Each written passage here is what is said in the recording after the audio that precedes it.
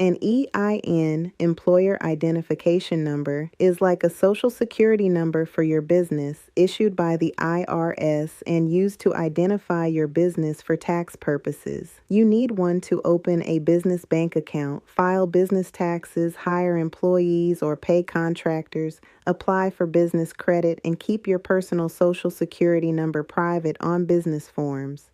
If you have an LLC, you should get an EIN, period, even if you don't have any employees. The good news is it's completely free to apply directly through the IRS at irs.gov by searching EIN online application.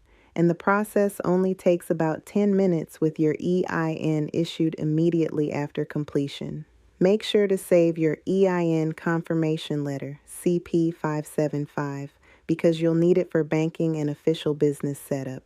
When applying, you'll also select your LLC's federal tax classification. Most single-member LLCs choose disregarded entity, meaning business income flows through to your personal tax return on Schedule C, while multi-member LLCs typically select partnership.